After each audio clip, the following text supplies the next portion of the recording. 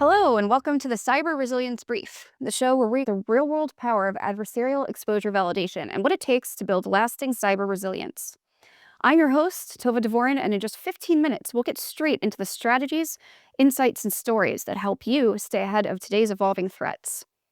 Today, we're going to dive into all things DORA, the EU's Digital Operational Resilience Act, and what it means for your business, whether or not you're operating inside the European Union. On us today, we've got Adrian Culley and David Murray from SafeBreach, and take it away.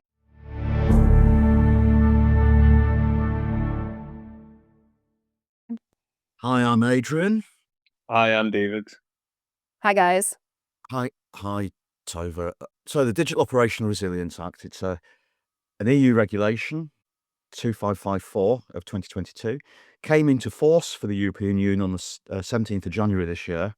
And as David's fully aware, it applies to finance, insurance and banking, or all financial entities that operate in the EU, with very few exceptions, and ICT, which is acronym for effectively telecommunications firms who operate in the EU as well. It's fair to say DORA is redefining the regulatory landscape. Part of the heart of that, which again we'll unpick as we're chatting, is unusually for regulation, it actually contains some really good, strong ideas, principles and philosophies for cybersecurity.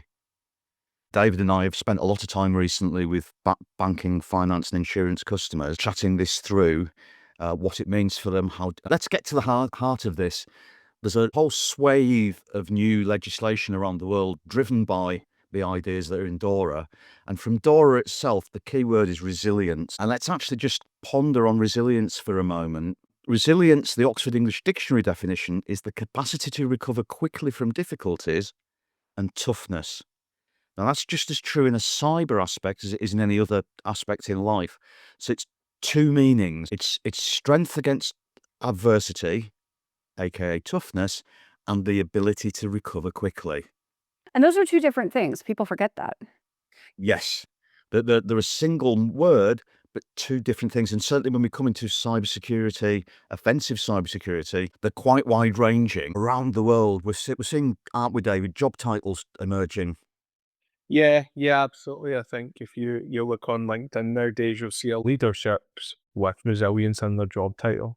So we're seeing not just traditional CISOs, we're now seeing chief resilience officers as well. So a way of thinking about this is, if cybersecurity is always evolving, if you think of it as a trek up a mountain, there is no peak really, because it's always false horizons. But for the next 10 years, given this legislation that's coming in around the world, the current apex of cybersecurity is resilience, which brings together both offensive security and defensive security. And that's the step change. In the past, it was perceived as the best you could do to put in place defensive controls. The problem with that is, I know David likes to talk about the cyber canary in the coal mine. Yeah, it's exactly that. So when we think about it, when we think about where SafeBreach fits into that, we are that digital canary in the coal mine. And that springs from, if you look at attacks around the last 50 years, if you look at skilled, government-trained attackers, highly skilled criminal attackers, there are some common denominators. And one of those common denominators is the first thing that highly skilled attackers do is disable defenses. Right. So how about we go back a little bit to the canary in the coal mine analogy and just explain it for a brief second for those of us who might not be already familiar with it. Okay, so the analogy of the cyber canary in the coal mine is, in the distant past, coal miners physically, one of the early defences against gas build-up in a mine, which was dangerous for two reasons. First and foremost, it could be an explosion. But secondly, when it rose to a certain level, bear in mind, coal miners were crouched down very low. Right. They'd stop breathing oxygen and start breathing gas, often methane, and this would render them unconscious. So what was introduced was literally a canary in a coal mine that they dangled down. Methane is heavier than air, so it goes to the bottom of the mine, and it would build up from the bottom. And what would happen is the canary would fall asleep before the miner did. The miner would know there was a gas build-up and leave the mine, very often in the dark with no naked flame for obvious reasons. And that's been used as an analogy for many years for anti-tamper mechanisms and early detection mechanisms. Well, the open question to everybody in the industry is, what anti-tamper mechanisms do you have for your defences? What is your equivalent of the digital canary in the coal mine to give you early warning that a credible attacker has just defeated your defenses? And now that it's being regulated, it means that we can't rely on shelfware for that. Not that we should have anyway. So absolutely, there's many levels to DORA, but a key part of resilience, the ability to recover quickly, is early detection that our defences are under attack, and the way forward in doing that is ongoing validation of our defences. DORA requires, across a number of sections, Article 6, Article 9, Article 10, Article 13, Article 16, continuous testing. It's a very broad philosophy, and part of the reason, there are many, but part of the reason for that continuous testing is detecting as early as possible that your defences have been disabled. So, Adrian, would you say it's a continuous assurance of resilience versus one-off snapshots? Hence the reason why traditional penetration testing doesn't work. Great question, David, and absolutely. Legacy penetration testing is dead, and the reason is one-off tick box compliance. Guess what? Attackers don't do one-off tick box attacks. And the whole ethos behind DORA is to match the adversary. And we do that with two things that are really important in the Act. Continuous testing, and something that, for many people, frightens the life out of them. It's Article 26 of DORA, threat-led penetration testing on critical live production systems. Not in the lab, not on test systems, threat-led on critical live production systems. That is not legacy penetration testing.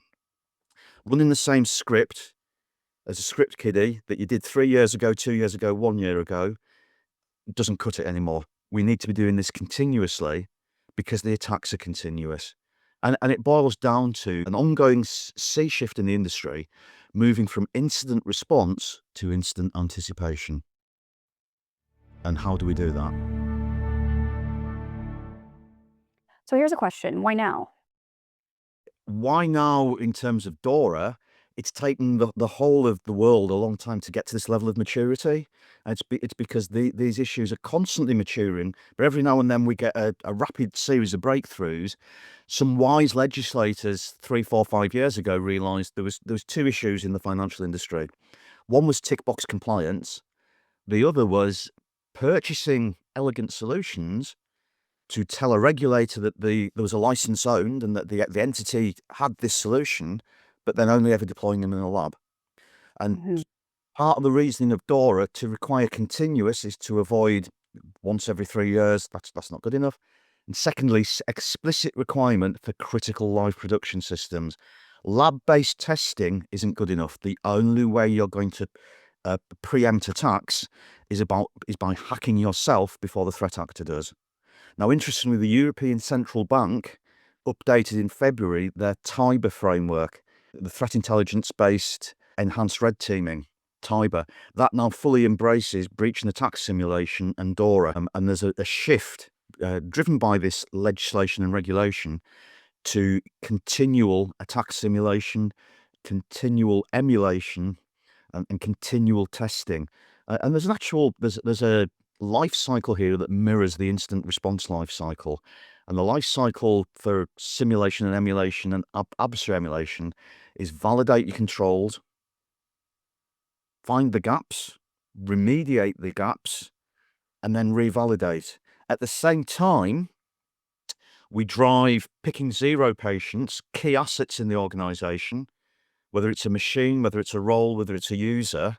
We designate that user as being the zero patient in the attack simulation, and we calculate two things: the blast radius of that attack, if that asset is compromised, how far can an attacker get, and the blast fallout of that attack, how much damage can they do. And again, we find the holes and we remediate. So we've now got this ongoing cycle to be compliant with DORA of tool validation and asset attack propagation. And for both, we validate, find the gaps, remediate, then we propagate, find the gaps and remediate. When we're doing this over time on a scheduled basis, the other reason DORA requires continuous, we're able to see how our security posture shifts. Now, for 40 years, the cybersecurity industry has talked about cybersecurity posture as if it was a statue, a frozen fixed thing. The reality is it's complex, dynamic and fluid. And again, why continuous? Well, because your cybersecurity posture is constantly shifting. And the only way to be anywhere near match fit is to be constantly monitoring that. Like, it's no good just having a cyber canary in the coal mine. You've got to keep an eye on it. If it's gone unconscious, you'll only know that if you're watching it. There's a lot more to DORA, which we'll be pulling out over the coming months and years in a series of webinars and podcasts. It's very interesting as well at the moment. It's regulation that's moved into legislation.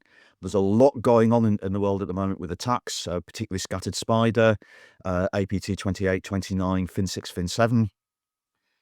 As we get into 2026, we're going to start to see enforcement action around DORA. And when we start to see enforcement action, those who aren't quite as up to speed as they should be will get a wake-up call. So you're saying that those not based in the EU should be paying attention now?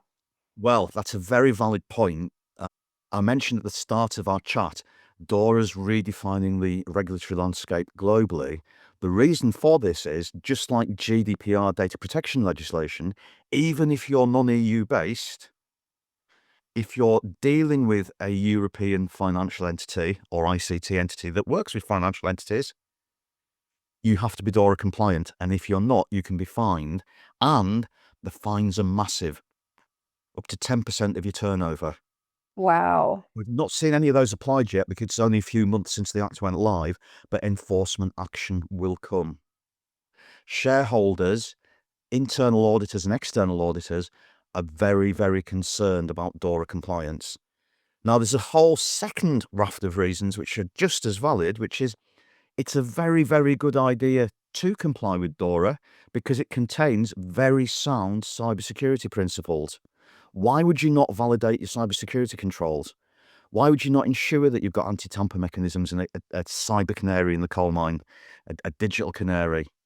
There is no downside to this. And we're having financial institutions knock our door down. We're very lucky we're very strong in that area and have been for a long time. And why is that? Well, back to critical live production systems. The clue's in our name. SafeBreach. SafeBreach, exactly. Thank you, Tova.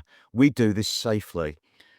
For an analogy, what we do is people say you don't allow children to play with matches, but we do.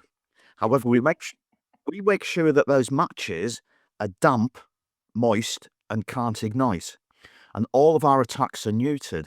For that reason, unlike conventional legacy penetration testing, we are very strong across finance, insurance, banking, the financial entities, actually for 11 years now, running attack simulations on critical live production systems. This can be done, and we help people do it 24/7, 365. Yeah, and that's a big bank of expertise to draw on. So, Adrian, what do you see us discussing in upcoming episodes about DORA, about cyber resilience? What else can we offer our guests? So we'll be getting into the protection and prevention elements of DORA, digging deeper into both continuous and in production. We'll be looking at and mentioning some of the emerging legislation around the world that's already reflecting DORA. In the UK, there is a cybersecurity and resilience bill tracking through Parliament as we speak. As a side note to that, in the UK system, new legislation is generally introduced in the King's Speech in October. This was introduced in October, but at the same time, very quietly, all data centres in the UK were designated as being critical national infrastructure. And few people have picked up on this yet. That's going to be encompassed by the Cybersecurity and Resilience Bill as it becomes an act. Now, there's a key shift there. There's over 500 data centres in the UK. Switzerland, data centres are the second biggest source of income to the whole country. And this shift back to good ideas stemming from DORA, in the past, data centre owners took a view that what was on the racks, the actual data, was the problem of the owner of the asset. The emerging legislation says not good enough, data centre owners. You have to take, as part of critical national infrastructure, safety precautions, validation, remediation, making sure that you're detecting attacks in your data center. You can't abrogate that responsibility. So we'll be talking about that in future shows as well. We'll also be talking with customers who've been doing this for some time, with partner companies who are very strong around this area, with some very exciting and very interesting chats coming, and we'll be aiming as often as we can to be giving you practical takeaways, obviously based around attack simulation and adversary emulation, but practical, actionable intelligence as to how you can increase your resilience. Resilience is the tip of the spear, and we're in the game. SafeBreach's real product is knowledge transfer, skills, knowledge, know-how, and we want to make you, you're all good, we want to make you better, and that's our daily challenge. Really exciting. Wow, looking forward. Well, we pledged to keep this brief, so let's wrap this up. Looking forward to next episodes. That's all for this episode of the Cyber Resilience Brief. Huge thanks to our guests, Adrian Culley and David Murray, for sharing their insights, and thank you for listening. If you found today's discussion helpful, please make sure to click the follow or subscribe button wherever you get your podcasts. And to learn more about how SafeBreach can help you validate and strengthen your cyber resilience, visit us at www.safebreach.com. Until next time, stay safe, stay resilient.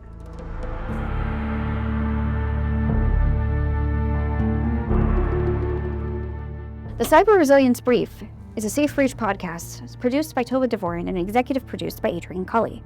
Sound design provided by Adobe Podcasts. Distribution provided by Podbean, and extra support and love from the SafeBreach team. For more information on how adversarial exposure validation through SafeBreach can protect you and your business, no matter where you reside or what industry you're in, please visit us at www.safebreach.com.